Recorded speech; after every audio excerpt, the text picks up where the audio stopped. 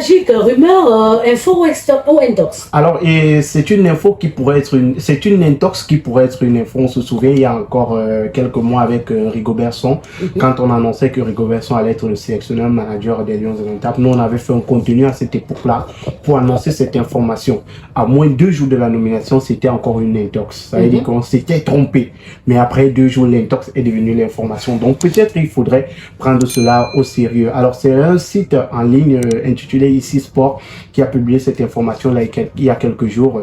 Le site annonce que une rupture de contrat sera faite dans les prochains mois entre One Sport, notamment au mois de décembre, entre One Sport et la Fédération camerounaise de football pour non-respect des clauses du contrat. Rappelons déjà que ce contrat a été signé il y a plusieurs mois déjà et la durée du contrat a été annoncée par le président de la Fédération camerounaise de football lors d'une émission sur Canal 2. Il parlait de 3 ans avec une énorme somme, voilà,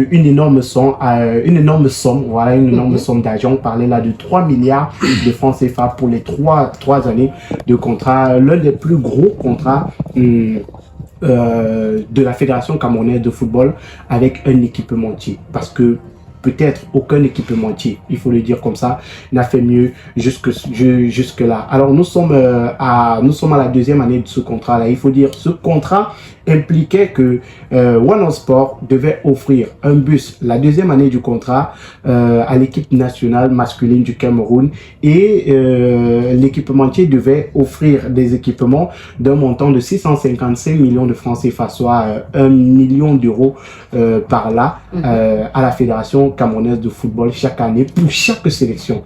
Donc 1 million en termes d'équipement pour chaque sélection par année. Là, ce sont les clauses en gros du contrat. Alors, les clauses ont été respectées ou pas? Voilà, on ne sait pas véritablement. On nous dit que les clauses n'ont pas été respectées parce que beaucoup de Camerounais, beaucoup de journalistes sportifs, de consultants se demandent où en est-on avec le bus qui était annoncé. Oui, parce que moi, perso, j'ai jamais vu un bus. Voilà, le bus certainement n'a pas encore été livré parce qu'on n'a pas encore eu de communication dessus. S'il a été livré, la Fédération camerounaise n'a pas eu de communication dessus. Et je voulais dire que ce serait dommage si la Fédération camerounaise de football rompt son contrat avec One Sport parce qu'on sait tout le tapage qu'il y a eu autour de cette signature avec le problème avec One Sport qui nous a, avec le corps sportif, voilà, qui nous a conduit au TAS et qui a conduit à d'énormes pénalités que devait payer la Fédération camerounaise de football avec au coq sportif. Et on se souvient qu'il y a eu également de gros problèmes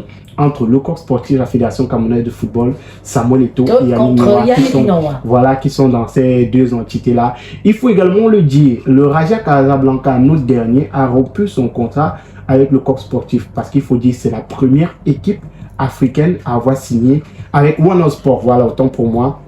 Je me suis trompé avec One Sport. Raja Casablanca, il y a quelques mois, a rompu son contrat avec One Sport pour non-respect des clauses du contrat. Et il faut le dire, One Sport, c'est une entreprise, c'est un équipementier à la base qui ne fait pas dans le football. Donc, on a l'impression que ce sont les premières expériences de One Sport avec des équipes de football. Alors, est-ce que ce ne serait pas trop précipité que de rompre ce contrat?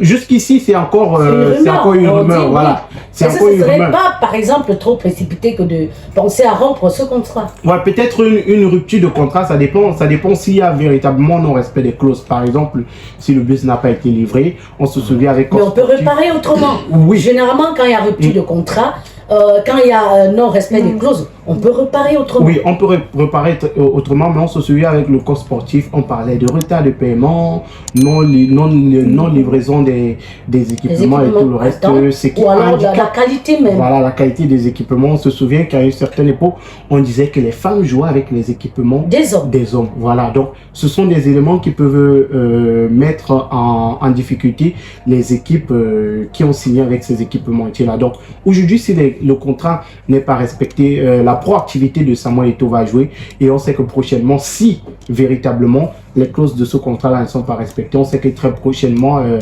on aura un autre équipementier. Et beaucoup de personnes annoncent déjà Puma pour décembre prochain parce qu'il faut le dire, la cérémonie du Ballon d'Or sera organisée, le Ballon d'Or camerounais, le 14 décembre prochain. Et il se pourrait que c'est après cette cérémonie-là que le prochain équipementier sera annoncé. Jusqu'ici, ce sont encore des rumeurs. Voilà. Ben, on espère justement que lumière sera faite autour de cette annonce qui, pour ma part, est peut-être une rumeur.